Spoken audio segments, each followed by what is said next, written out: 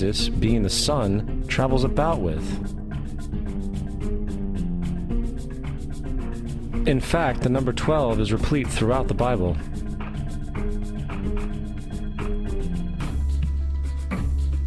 This text has more to do with astrology than anything else.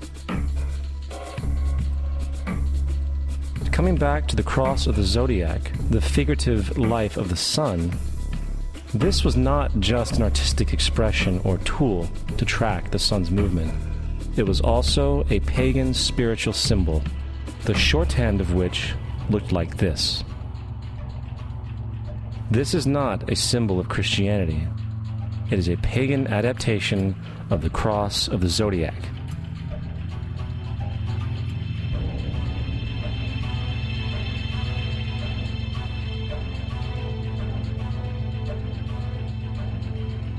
This is why Jesus in early occult art is always shown with his head on the cross, for Jesus is the Son of God, the light of the world, the risen Savior who will come again, as it does every morning, the glory of God who defends against the works of darkness as he is born again every morning and can be seen coming in the clouds up in heaven with his crown of thorns or sun rays.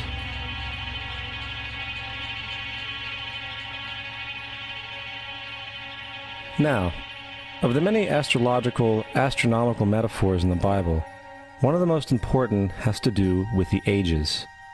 Throughout the scriptures, there are numerous references to the age.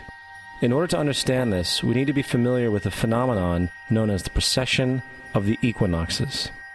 The ancient Egyptians, along with cultures long before them, recognized that approximately every 2150 years, the sunrise on the morning of the spring equinox would occur in a different sign of the zodiac. This has to do with a slow, angular wobble that the Earth maintains as it rotates on its axis. It is called a precession because the constellations go backwards rather than through the normal yearly cycle. The amount of time it takes for the precession to go through all 12 signs is roughly 25,765 years.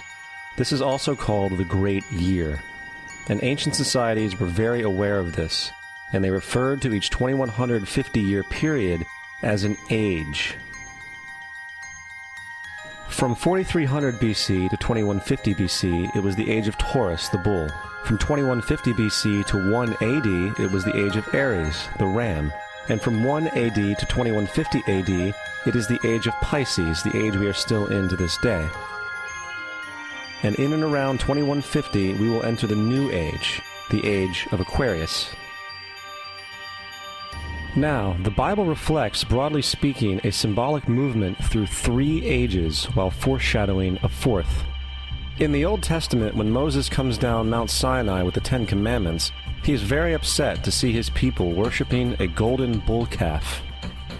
In fact, he shattered the stone tablets and instructed his people to kill each other in order to purify